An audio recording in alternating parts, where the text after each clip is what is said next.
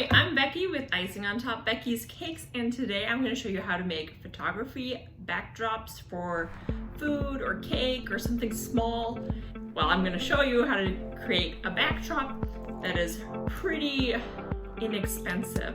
So here are my two old backdrops that I'm replacing, and since I was going to upgrade this time, I wanted to go a little larger too. So I really like this wood look, and I've used it in a lot of my pictures, so I'm going to go something similar but a little more light gray. So you can see the difference in height. The dry erase boards that I'm going to use this time, they're called dry erase chalkboards, and they are 2 feet by 3 feet. So whenever you're looking for whatever material you're going to put on these, make sure that you keep that in mind when you're buying material, so you know exactly how much you want to get. So yes, I picked up both of these in Lowe's for $6 each.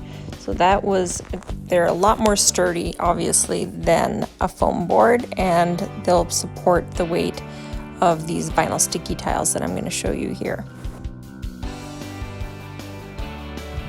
Oh, also, there's this little marble cutting board that I use for some really small things, like just a cupcake or a whoopie pie or something. I just stick them on that and take a shot, and that's really all I need for those little shots. As you can see, they're really close up, so you don't see too much in the background, and you don't need the large backgrounds that we're going to work on. The main point is that you get it near a window. I put a white background behind it, and that worked just fine. Okay, so on to what I used for this project. I really like these vinyl sticky tiles. They're actually flooring, but I like to use them for fake walls, like a kitchen tiled wall. This one really gave the look of a kitchen tiled wall once you put them all together. And of course, vinyl sticky tile, they're a lot easier to manage, and they're cheap. I only spent $4 in all of these. I bought 6 in all, and the total was $4 because I think they're like 69 cents a piece. So they're the most economical way to go, and they're really easy just to peel off the back. They have these little white paper in the back. You just peel it, you stick it after you line it up, and those are really the easiest way to go and the most economical way to go, and they're really firm. I just love them. This is another vinyl sticky tile, except for this one is longer. But since it is exactly 24 inches long, that's exactly the length we needed, so these would also be great. So I got 3 panels, I think for around $6. But I really liked the wood look of these, and the fact that they're super easy and economical. Definitely going for those. So those were my second choice. Now, since we have 4 surfaces, I got a lot of picks, but I also wanted to keep one of the surfaces white. So this is my third pick, and this will be my final pick since one of those surfaces we're leaving white, and this is really neat. This is what I use for my marbling. It's a sticky like drawer liner, but this is a little longer than the drawer liners that you'll find in Lowe's. The ones in Lowe's, they only get about 20 inches long, but they're only $5 a roll. So that's really tempting, but I really cared about those extra 4 inches on top. So I went ahead and sprung for the $20 one on Amazon. So you can find these. They're also, I was searching under sticky drawer liners, but these obviously had a different name that I showed you. But these, oh, I can't. This is Tiger. Tiger, say hi. She likes to get into everything. So I have 4 children and 2 cats. There's a lot of handling there. But anyway, so I really, really like the marble look of these. It looks, there goes Tiger again. It looks really really sharp, and it looks really real. I like the realistic look that it gives. Definitely going to cover one of these in the marble countertop, because that is one of my favorite looks when I'm putting a cake or any kind of food item on there, is to use the marble countertops, because I just love it. I'm going to cut off this plastic, and I'm definitely going to use this one. Now, if you're not so concerned about the economical ones, I'm going to show you a couple more backgrounds that you could use that are more expensive. I'm not using them for this tutorial because I chose mostly a more economical background for most of my backgrounds, but I'm going to give you a quick glimpse into some other options you can choose if you have a little more that you want to invest in your backdrops. Here is the new wallpaper. They are a peel and stick wallpaper. Now they run for about $44 a roll, but they have lots of cool options. But with those, you're looking at $40 just for the surface, so keep that in mind. The next option is to actually tile one of your boards with actual kitchen tile. But you're thinking with some of this, the cheapest you'd probably be spending is $20 to do it. But more expensive, you could put out quite a bit. So it all depends on how much you want to spend on that. Now, if you've heard of backsplash, that is another option. Some of them are even peel and stick. But each square is about $10 and you would need quite a few of those to cover. So let's go ahead and begin with the material that I've brought. First, I'm gonna unroll my marble roll of the drawer liner, and we're just gonna unroll it because we want to lay it out, otherwise it'll keep rolling in on itself. So I wanna lay it out and use some weights to weigh it down and let it rest a while I work on the other ones so that it has a little time to unroll itself and settle. Otherwise, it's going to keep springing up on me. Oh, and before we let it rest, first let's flip it over and mark how long we want it. And we're going to cut right along that line. They make it pretty easy because there's these notches you can follow. Then I just drew a pencil line right there, and then I'm just going to cut straight down that line. And then after I have cut the right amount off, then I will flip it back over and put something heavy on each corner and just let it rest a while. While that is resting, I'm going to go over to my other board, and on the black side I am going to put on the 3 strips of the wood looking vinyl tile, the long ones, and all we have to do is peel off this back and then line it up to make sure it's straight, and then press it down. I like to start on the very middle and then smooth it out from the middle to the outside.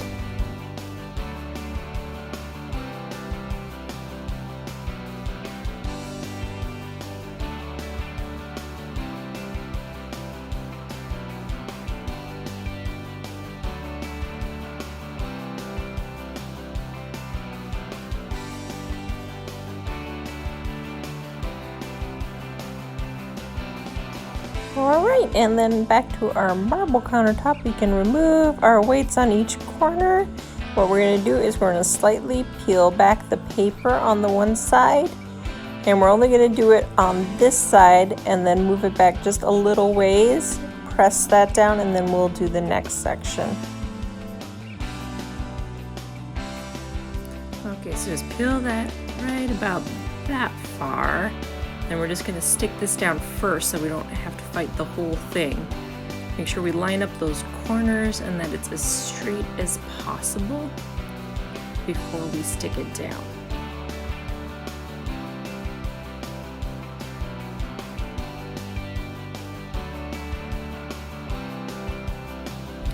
Then we're going to press it down, start it in, and then pull it to exactly where we want it. We want to smooth it out so that it doesn't get any wrinkles in it.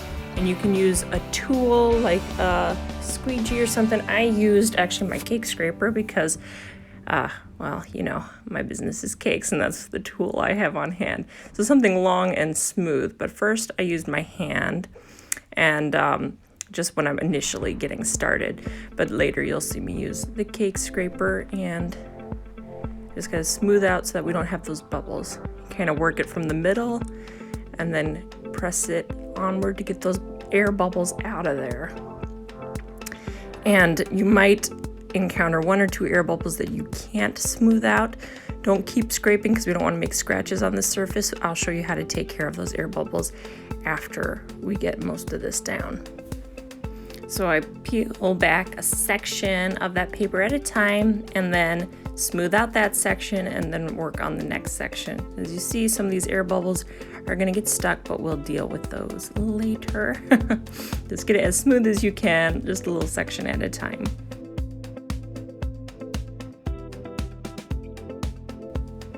And there, I just peeled back the rest. And so this is the end piece. And it looks like I'm gonna struggle a little bit with an air bubble. Let's see how much I can get out before I have to use my final method.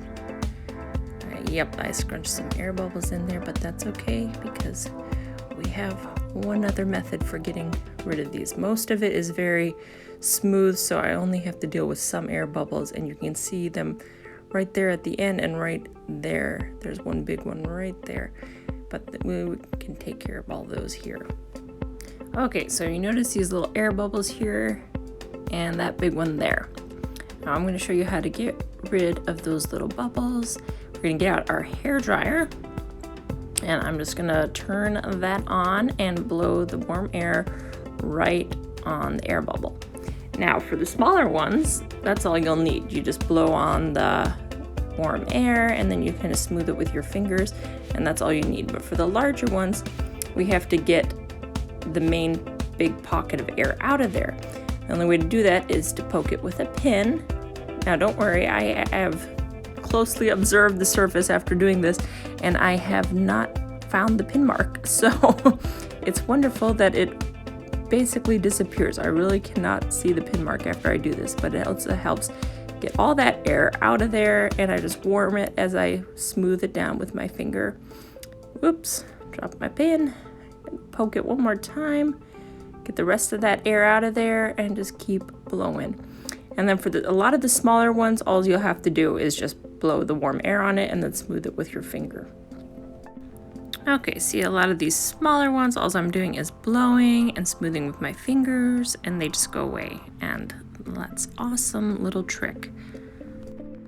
And that gives us this nice smooth marble surface. I just love it. This is one of my favorite surfaces because it really looks like a marble countertop when you're taking pictures. So let's flip this over, and on the other side, I am going to put my kitchen tiles. So this will be my kitchen tile side. I'm going to wipe it. I have a damp paper towel just to make sure I don't have any fuzz or anything on this before I put my kitchen tiles on. And again, these are the vinyl sticky tiles. They're actually in the flooring section because they're actually flooring tiles, but they work awesome for this kind of a project. A fake grout look to it. As you can see, the lines of the grout. So we don't actually have to put in real grout, but you can really grout some of these. So if you want the project of grouting tiles as well, and it does give it an even more realistic look, you can actually grout these too. You just put spacers, little white spacers in between them, and then go ahead and grout those. But I am just going to use the ones that look like they've been grouted already, so I don't have to deal with that today. Just make sure you line them up evenly so that both corners are exactly straight. And also, if you notice on the back of these vinyl sticky tiles, there's usually an arrow pointing up. And so I'm making sure that all my arrows are pointing in the same direction. So I have this one pointing up. It's on the back side of it. As you peel off the paper is where you'll see those. So we'll go ahead and line up the rest of these and stick them down and smooth it. I usually start from the center and just smooth out all the way around to make sure that it stays sticky right where we want it.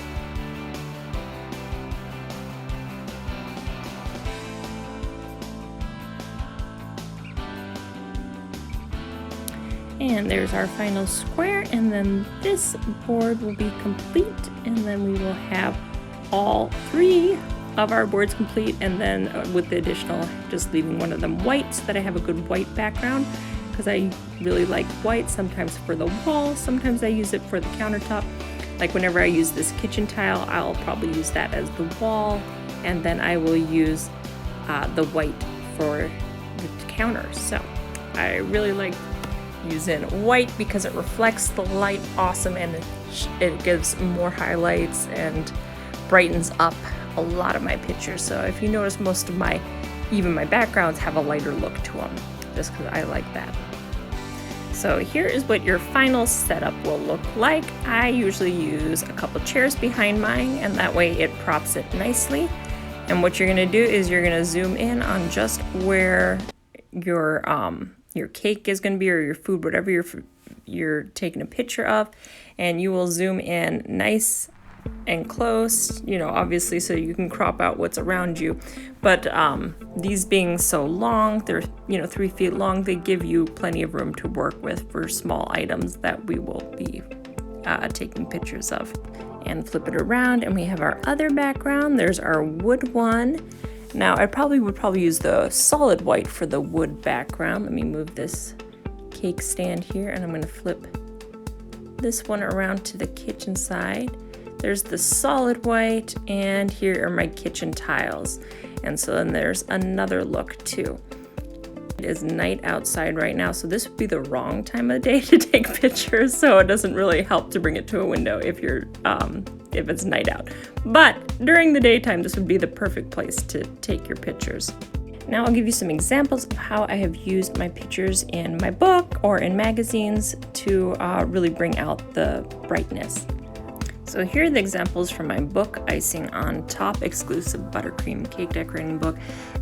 All of these pictures are taken near the light. They're all at different angles and stuff, but I've moved them all next to the light so you can really see